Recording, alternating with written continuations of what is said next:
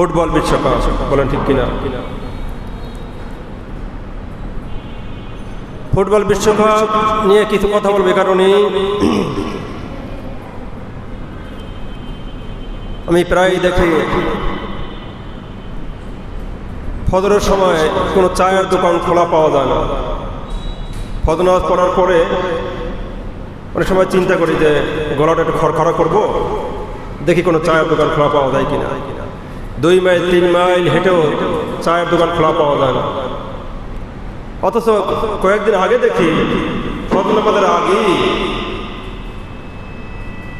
প্রতিটি দোকানে অসংখ্য লোকের ঢল। সাউন্ডটা কমাই দেন। অসংখ্য লোকের ঢল। আমরা ঘটনা কি, যেখানে চায়ের দোকান খোলা পাই না সেখানে এই ভোর রাতে এত লোক, প্রতিটি দোকানে লোকে লোক আনলো। তখন আমি হতবাক হয়ে গেলাম এই ভেবে, আরে মানুষ যেভাবে বিশ্বকাপ খেলার জন্য রাত জেগে বসে থাকে, এইভাবে কষ্ট করে অধীর প্রহর গুণে, অধীর আগ্রহ ভরে সেই টিভির দিকে দেখে খেলা দেখে, কতটা আগ্রহ ভরে।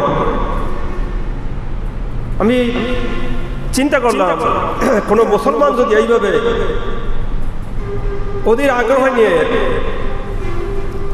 ফজরের আযান শুনে যদি ফজরের সালাত আদায় করত, আমার মনে হয়, আমার আত্মবিশ্বাস, সে আল্লাহর ওলি হয়ে গেল। বলে ঠিক কিনা? কি হয়ে যেত? আল্লাহর ওলি হয়ে যেত।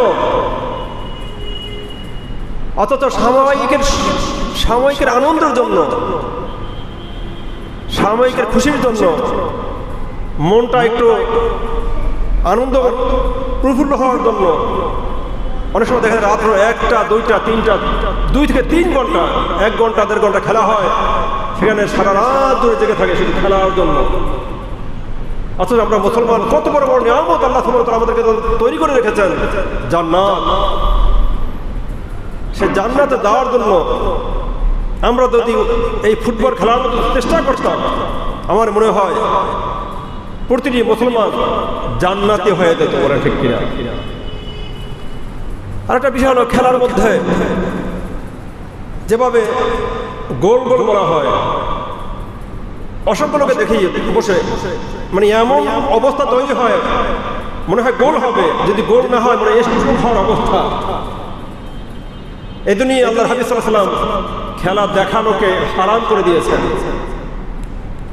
এইভাবে যেটা লটারি বিনিময় হয়, এমনি আপনি খেলেন শরীরের স্বাস্থ্য ভালো রাখার জন্য, ব্যায়ামের জন্য, সেটা হারাম নয়। কিন্তু লটারি বিনিময় হচ্ছে, কোটি কোটি টাকার ডলার লটারি হচ্ছে এই খেলা নিয়ে।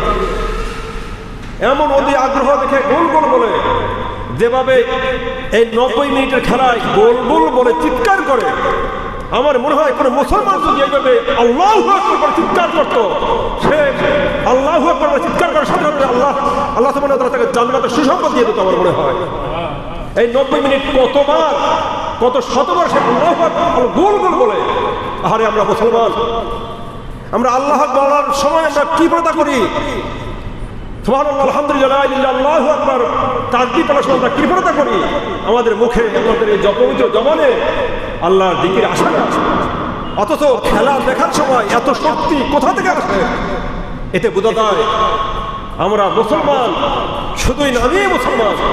আমরা আল্লাহকে ভয় করি, ভয় করার মতো ভয় করি না। যদি ভয় করার মতো ভয় করতাম, তাহলে গোল না আমাদের মুখে জবানে থাকতো আল্লাহু আকবার।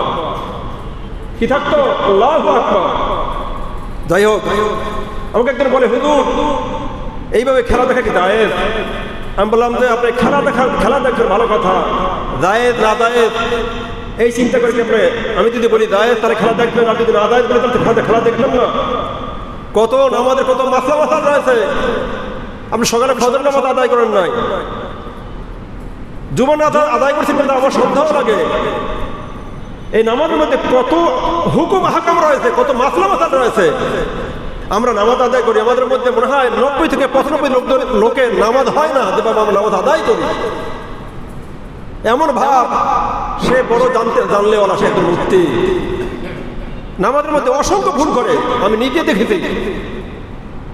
এই পাশে পাশে আমি নিজে দেখেছি সে নামাজ কিভাবে পড়ে, অথচ কখনো জীবনে দেখলাম না সে আমাকে প্রশ্ন করে, হুজুর এই আমি নামাজটা কিভাবে পড়ি, বা এই মাতাল সম্পর্কে আমি এটা জানি না, আমার এটা সঠিক হয় কিনা, বা এটা আমি আমার জানা দরকার, হুজুর আমাকে মাথাটা আমাকে বলুন।